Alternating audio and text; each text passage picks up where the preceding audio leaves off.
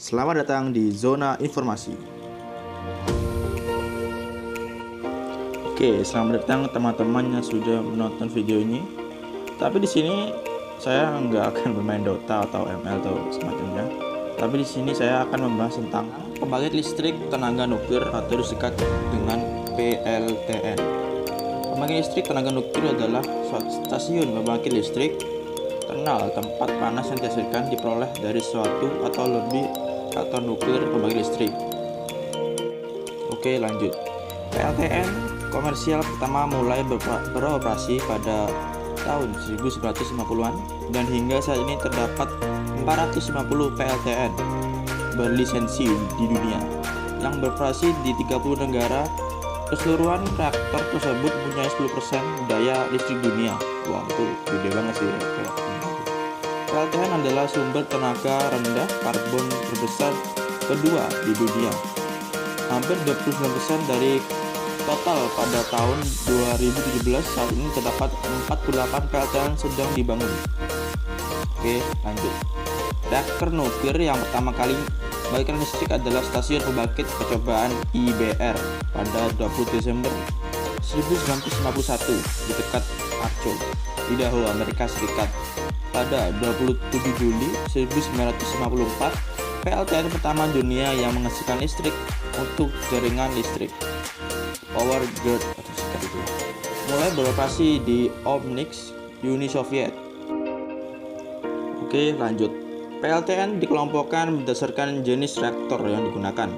Tetapi ada juga PLTN yang menerapkan unit-unit independen dan hal ini bisa menggunakan jenis reaktor yang berbeda. Sebagai tambahan, beberapa jenis reaktor berikut ini pada masa depan diharapkan mempunyai sistem keamanan pasif. Tapi, ada keuntungan dan kekurangan dari PLTN tersebut. Keuntungan adalah satu, sedikit menghasilkan limbah padat selama operasi tersebut, jadi gimana tinggi ya.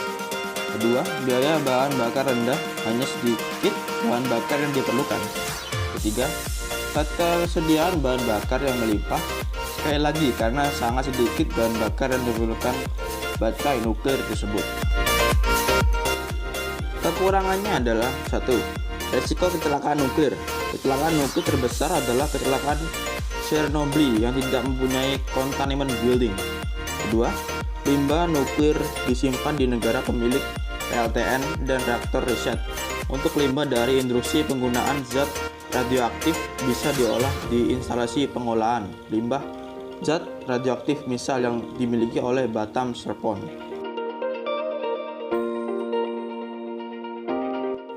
PLTN sendiri mempunyai generasi, yaitu generasi 1 sampai 4.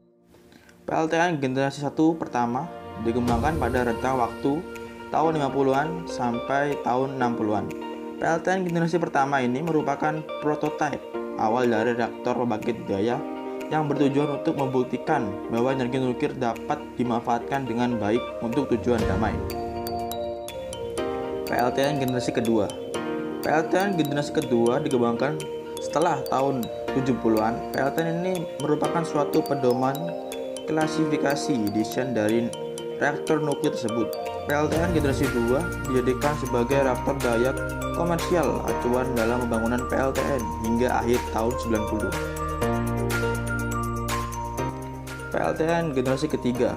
PLTN generasi ketiga adalah reaktor daya generasi lanjut atau advance yang dikembangkan pada akhir tahun 1990-an. PLTN generasi ini mengalami perubahan desain evolusioner, perubahan yang tidak radikal yang bertujuan untuk meningkatkan faktor keselamatan dan ekonomi PLTN tersebut. PLTN generasi keempat berarti yang digunakan PLTN sekarang. PLTN generasi keempat adalah reaktor daya hasil pengembangan inovatif dari PLTN generasi sebelumnya. PLTN generasi 4 terdiri dari 6 tipe reaktor daya yang diseleksi dari sekitar 100 buah desain. Terima kasih untuk teman-teman yang sudah nonton video ini sampai habis. Semoga bermanfaat dan sampai jumpa di video berikutnya. Bye-bye.